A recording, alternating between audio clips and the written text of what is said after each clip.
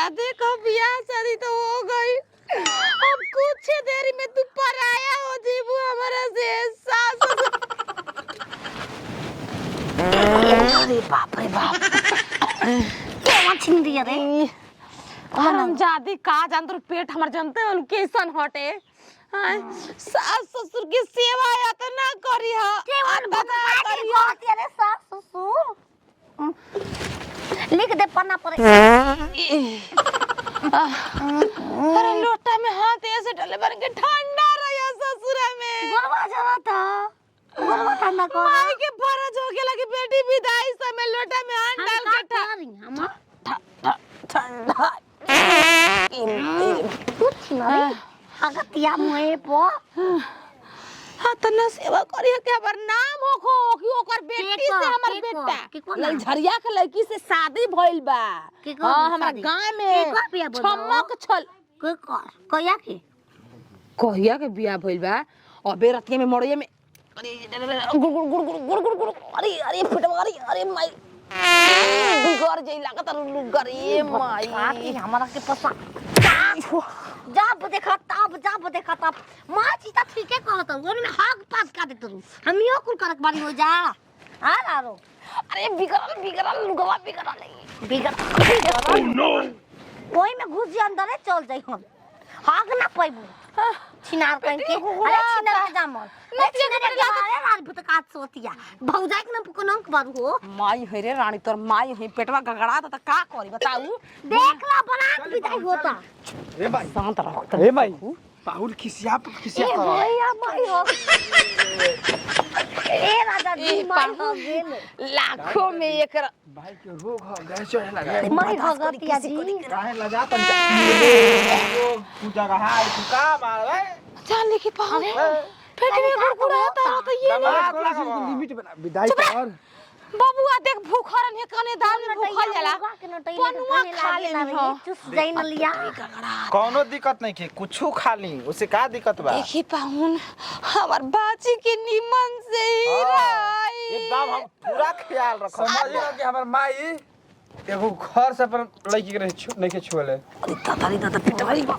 जा पावा के हो ये प्रकृति के देन में पाहुन ठीक है आप तो कब प्रकृति दिन ना पाहुन भूखा रही आ जान खा लेनी पनुआ कबे ले तो उहे बतिया कहत नहीं भूखा रही पनुआ खा रही मार खड़ा उठाना चाहिए गरम चीज करता हमर बाची ए सब करा के कम हाथ में मोची ले रहे मोची छिनरो कुल खाई ना हम तारा बुझाला कुल हम ना खाई ना मौका तो जल्दी विदाई कल गौनी बड़ा कमी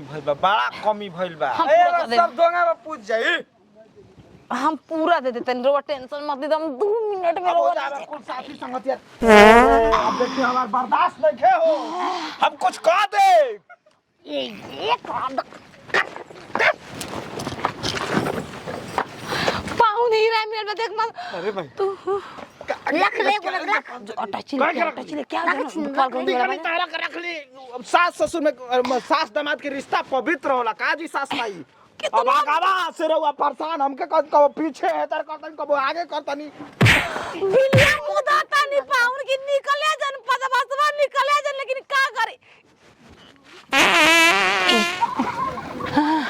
रोजा के पर फ्रेश काहे नहीं हो के तुरंत में आओ तनी हम जाई अरे माई लुगा ना खराब हो जाई ए हमार बेराम हो गए तू का की हु बीमार हो जाई हम बेराम हो गए हम माई के बिना ना रहे नहीं तू हम मुझे हम हो गए आ तो तार लागल नहीं छे लागो देखे तो लागी नहीं याद तो काल बैठ के गरम ना का मजा होगे गरी पास सुने जाती है का कभी काली होए जे बैठब जाई ना नहीं तो बताओ मुकलात करम पहिल का बताओ वहाँ पे गोले सावन भादो माघ में आएंगे माघ चैत में आए हम तो हम माई से भेंट ना करेंगे आए माई के बिना दुनिया नो अनजोर बा कैसे गए का ए जब बैठ के गोरा तड़ू तार माई भागत तरी का पता सुरंग में पेट ठोक हगत यार अरे माई के मोटे को बिल पास मोटे दादा का हो कितना हो वो हम पूछला जानम चाहते पर अब और काम बा पाद हो गए देख लो पद्धत असल की पद्धत तो पतो ना चली बाहर धड़धड़ावत तनी हमके बुझाता शादी ब्याह में बिजी रहनी हवे के भुला गए वो लोग के मार लकड़ी दे रे लकड़ी अरे बतिया तू दुआरिया पे का करता नी चल भूता बहन जा रानी तू जा हम हो क्या होता नी चल अब भेंट मुलाकात हो काहे कहां भेंट परिवार गोले मिलेंगे खोचा लंग तब जाएगा रात भर ना मैंने खोइछा ले हुआ गले मिल लू ना ना की पीरा दे अरे परासवा में खोइछा डाले बनी लजाई मत बढ़िया से मार मैदान कल फ्रेश हो जाई हाय बेटा ना चल जाओ ए चलो ना चल जाओ जीजा राम पीटा तरीका तार माई घर वाला जीजा ना चल जाओ अरे जीजा ना सैया जी भतार जी अरे जीजा तो हर बोलिया मिठाई लेखला के जीजा तो हर बोलिया मिठाई लेखला के अरे पादी पादी घर से बाहर आए कभाइल बा तहर माई के पेट में लागत लइका से तभाइल बा ए पौन हगले बानी धोले हो खम ना गले जल्दी धो लेल बन तो वो चुआता चुआ ई कुल दामाद से बात करते लाज शर्म कुछ नहीं खेरौआ कुछ नहीं चल रे मने यार चल चल माइते ना ना ना हमार बाबूजी काप काप के मर जिहन ई कुल ना नारा उसु गइल बा चल माई नहीं हर हमरा नहीं हर चल चल चल जल्दी चल तैयार हो नैहर का नैहर इहे ह ससुरा जाए के बा फेर ऐठा तनी फेर बम के गोला अब हम भगब रे अरे घर पापा रतिया में परेशान कर देले रहा जान लिखी शादियों बियाह के दिने ऐसन घर में शादी बियाह हो गई सास ससुर हमार साफ निकम्मा ए बिना कमे के हम बानी पैदा विदाई जाई जल्दी मसला में पड़ अरे गाले मिली अपन लइकिया हम ना हगना हटी गाड़ धोके आवे तबे से ना जानत रहू और नहीं ना ना गाड़ धोके आओ तब अरे मिल रे ना ना ना मेरा गाड़ बोल लेल बानी खाली पेट में ठोत अरे मिले होने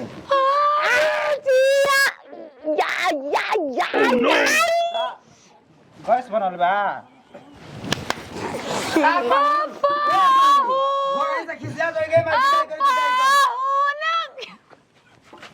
गले मिला पाउन के अरे भाई ड्रामा कइले बन जाओ जा मैं बुझा दे अरे माई डरमा देली हां नहीं जब मैं डरमा मां पीठ फिरल बका पीठ सरता है घर ये पाऊं पीठ सरता ए डरमा दे हो भैया बियाह में लेके जाए बोल देखी पेट यहाँ के खराब बा बस पकड़ भाई तनकी ताकत हो जा आप पीठ सरतो की मिठाई ज्यादा क्यों लो हो गई खोछा छा हां डराम मिल गइल बा वे पूछे काती बुलावत रह सारा डराम के कौन जरूरत बा काम लाग जा पर डराम से चढ़ ले बोल आई ये पेटा बा ए बाल्टी में माई के तबीयत खराब बचा दिन के बाद चले के अब मरियो जाइए तहार माई तो हम सोच के वजी सुहाग रात के सेज सजवाइले बारी बड़की बड़की ठीक बानी फूल से लेके जाए ठीक फूल बानी ले लिया 1 किलो 2 किलो बाबू चली गाड़ी लेके जाएगा बा ड्राइवर वो परेशान में ना चली चली गाड़ी दूसरा और साटा में लेके जाएगा बा ए पावर कब चली चली चली चली चली ए भाई 51 रुपए दे दे चलेगा बा चले चले चले चली चली चली चली चली दूसरा साटा में लेके जाएगा बा अयो नतीउ तो गला हुआ